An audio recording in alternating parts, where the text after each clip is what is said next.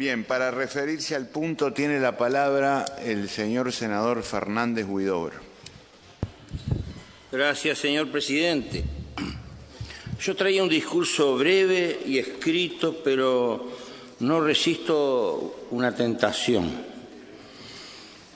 que usted me sabrá disculpar. Acá se ha dicho que la violencia en manos de los órganos del Estado es la legal y que la violencia en manos de quienes se levantan en armas contra el Estado es la ilegal. Estoy totalmente de acuerdo, es una verdad, dicho con todo respeto, de perogrullo. Salvo si los revolucionarios llegan a ganar, en cuyo caso, como en este mundo todo cambia, lo ilegal pasa a ser legal y lo legal ilegal. En este momento estamos festejando 200 años de un glorioso levantamiento armado. Dicho sea de paso, lo que dije anteriormente pasó entre blancos y colorados varias veces. En sendas levantamientos armados, una vez unos, otra vez otro, y la legalidad o la ilegalidad era una cosa que cambiaba cada tanto. Pero estamos festejando 200 años de un importantísimo levantamiento armado. Quiero aclarar que cuando los orientales se levantaron en armas, desde el punto de vista de la monarquía española, estaban cometiendo una flagrante ilegalidad. Y cuando los reprimían, los que lo reprimían estaban en la legalidad. Menos mal que ganamos, porque si no, tal vez hoy estaríamos festejando, no sé, el pacto de la Moncloa. Menos mal que ganamos. Pasado este breve incidente al cual no me pude resistir, señor presidente, que no tiene que ver con el fondo, pero sí con la historia y con las enseñanzas de la historia, voy a pasar a leer esta prolija, para mí, intervención que traje escrita. Voy a ser muy breve. Solamente quiero comunicar dos cosas. La primera es que, como es bien sabido, vamos a votar por disciplina partidaria. Y la segunda es que vamos a renunciar a este Senado. La unidad de acción, señor presidente, es un bien muy preciado y valioso como para no tenerla en cuenta. En especial para una fuerza política como es el Frente Amplio. Nuestro voto está a la entera disposición del Frente Amplio para garantizar así los derechos y la libertad de la mayoría. Porque conviene recordar de vez en cuando que las mayorías también tienen derechos y les corresponde gozar de su libertad. La segunda cosa, como ya dije, que debo comunicar es mi próxima renuncia a este Senado. No escapará, señor presidente, a vuestra fina percepción política que no nos queda otro camino. Lo haré para también garantizar así mis derechos y fundamentalmente mi libertad. Este es el único modo de hacerlo cuando se milita en orden de organización y en orden de pertenencia. Y yo siempre milité organizado y siempre pertenecí a algo. El rol muy particular que jugamos en esta historia nos obliga muy especialmente, con el perdón, muy personalmente. Cada ser humano es producto de su vida y la nuestra ha sido la que nos ha tocado vivir. Ello es un asunto intransferible, porque más allá de coincidencias o discrepancias jurídicas acerca del texto de un proyecto de ley, se trata para mí de acatar el mandato popular o, en su defecto, de llamarlo nuevamente en consulta. Señor presidente, nosotros no somos más que nadie, pero a nadie le damos la derecha en la lucha contra la ley de impunidad o contra la impunidad sin más. incluso sin ley. Igual que nosotros en esa lucha todos, más que nosotros nadie. Nuestra ya a esta altura histórica corriente política, y usted lo sabe bien, señor presidente, votó en 1984 como hoy, en franca y total minoría dentro del Frente Amplio, contra el pacto del Club Naval. A mi izquierda hay un compañero que protagonizó esas peleas en nombre de todos nosotros. Y acatamos. También en aquel entonces acatamos la mayoría. En 1986 fuimos de los primeros en convocar a juntar firmas contra la ley de impunidad. Pusimos en ello todas nuestras energías y nuestros máximos recursos materiales. Ante aquella burda amenaza que todos recordarán, escupida a través de los grandes medios de prensa, de la pregunta ¿y después qué? Y ante la feroz campaña, en el sentido de que nosotros no íbamos a acatar el resultado, sino resultado adverso, y cuando digo nosotros me refiero concretamente a los Tupamaros, no íbamos a acatar el resultado, sino resultado adverso, dijimos miles de veces en actos públicos, a lo largo y ancho del país, y también en innumerable cantidad de salidas a la prensa de todo tipo, que íbamos a acatar. Se lo dijimos también puerta a puerta a los vecinos y vecinas cuando les fuimos a pedir la firma y después el voto. Finalmente, señor presidente, en materia de castigo contra los violadores de los derechos humanos, tampoco le damos la derecha a nadie. Cabe recordar, aunque es ocioso, que nosotros no estuvimos presos por estacionar mal la motocicleta.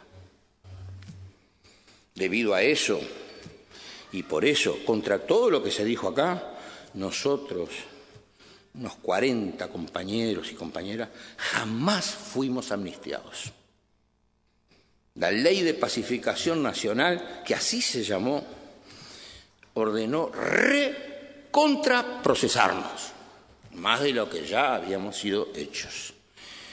Y yo pude salir en libertad porque en una tasa de cambio con bastante atraso cambiario me conceptuaron 3-1 por año preso. Creo que merecía 10-1. Había en aquel entonces también atraso cambiario penal.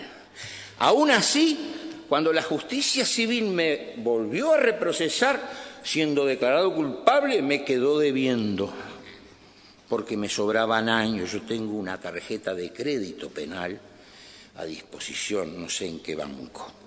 Y como yo, muchos compañeros y compañeras que jamás fuimos amnistiados. Porque la justicia militar, que todos sabemos que es a la justicia lo que la música militar es a la música, nos acusaba de delitos de sangre. Muchos compañeros fueron declarados inocentes, con lo cual se creó una perplejidad jurídica muy honda, porque además de computarle los años 3 por 1, eran inocentes. Hay varios que fueron declarados inocentes después de haberse comido 15 años de cárcel, que multiplicados por tenían 45.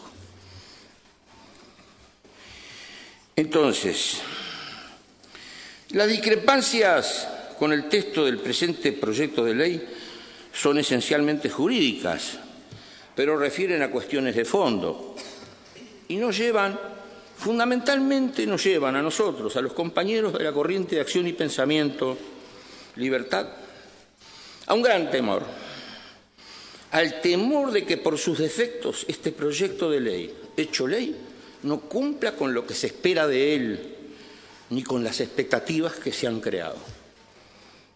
Pero nuestra principalísima discrepancia es con el hecho de no convocar al pueblo, sea cual sea el texto, y más allá de las discusiones jurídicas que son muy importantes. A nuestro juicio es ineludible convocar al pueblo. Hace 5 meses, la Dirección Nacional de la Corriente de Acción y Pensamiento, Libertad, decía en el punto 4 de su comunicado público Y cito, señor presidente, reiterar que la solución jurídica y política a este tema debe necesariamente respetar nuestra Constitución y los principios de nuestro ordenamiento jurídico y a la vez ser avalada indefectiblemente por un pronunciamiento popular de democracia directa. La Corte de Justicia estuvo y está en su pleno derecho, en su sano juicio y en su órbita específica. El Parlamento también lo está. Pero el pueblo al que convocamos tantas veces también estuvo y está en su pleno derecho, en su sano juicio y en su órbita específica, que es la de la soberanía suprema. Pero además acá, señor presidente, en este Parlamento, tratándose como se trata de asuntos eminentemente políticos, en un ámbito esencialmente político, es imposible a nuestro juicio no referir a la soberanía popular directa, que no es contradictoria para nada con las decisiones de cualquiera de los tres poderes del Estado. Y en el supuesto caso de que lo fuera, mostraría una foto de la realidad a la que tampoco debemos escapar. Más contradictoria es la Corte de Justicia, que hace un tiempo decía que era constitucional, luego inconstitucional. Los que no somos juristas, aunque yo estoy por recibirme de abogado, no entendemos esos cambios, pero bueno, así está organizado el Poder Judicial. Se ha dicho que hay delitos que no se pueden plebiscitar. No hubiéramos llamado a dos referéndums, a un referéndum y un plebiscito, si eso era así. Y si lo hicimos 2 veces, no vemos por qué no hacerlo otra vez y argumentar eso mismo ante la conciencia de la gente. Se alega también que la Corte esta vez dijo que la ley de impunidad es inconstitucional, etcétera, y que por ello, pues bien, y con más razón aún, pongamos ese formidable argumento en manos de la gente para su debida consideración. ¿Cuál es el problema? ¿Cuál es el problema? Lo mismo podríamos decir con respecto a todo lo que se ha alegado en contra de consultar al pueblo. En suma, sea lo que sea y con los argumentos que sean, hay que llamar a la gente según nuestro humilde y leal saber y entender. Se dice, y con razón, dentro de nuestra fuerza política, que hay que acatar el mandato de la mayoría. Creemos que es así y por ello lo estamos acatando, votaremos por disciplina. Pero el pueblo, la mayoría del pueblo también fue mayoría 2 veces. Y esa es la suprema mayoría. Y en ese caso no tenemos estatuto que nos proteja, no podemos ni debemos pedir libertad de acción.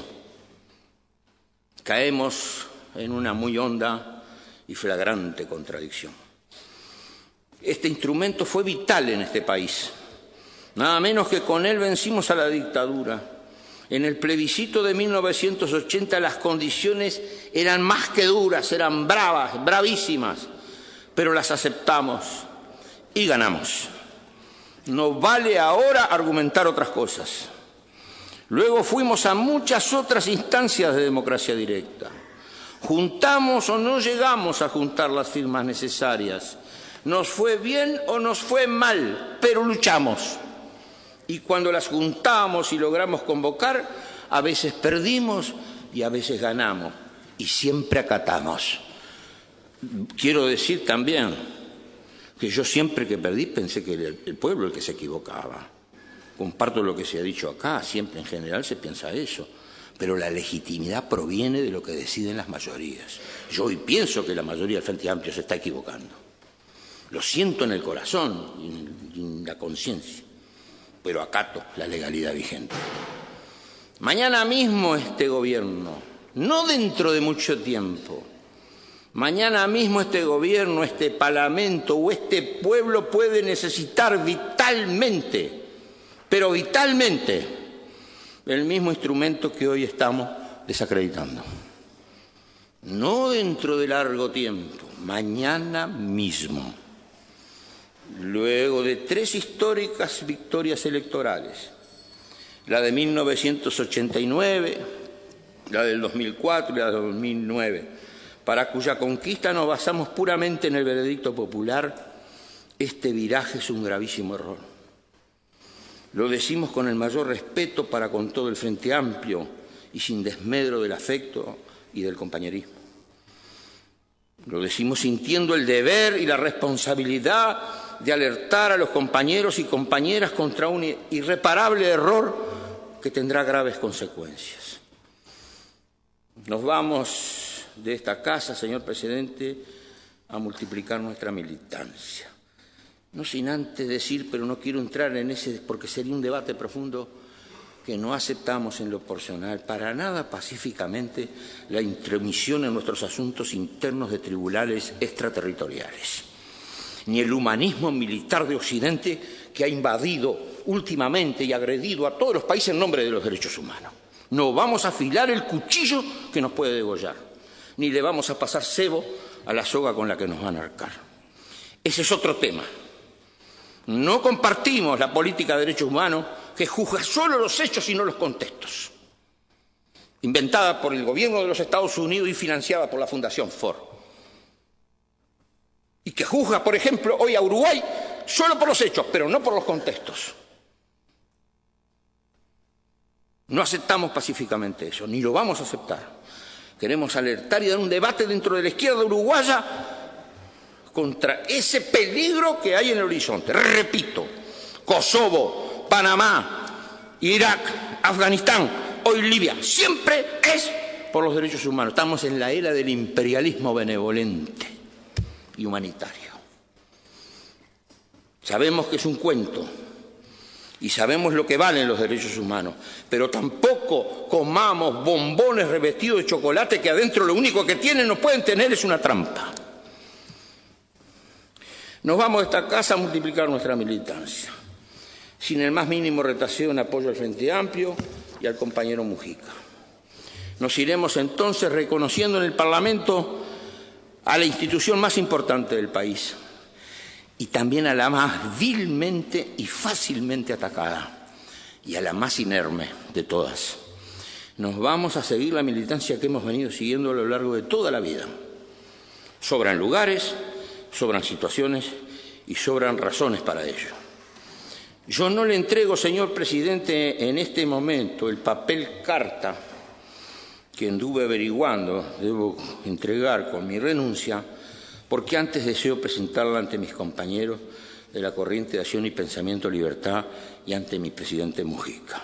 En pocos días, salvando la proverbial Semana Santa y obtenida la venia ineludible,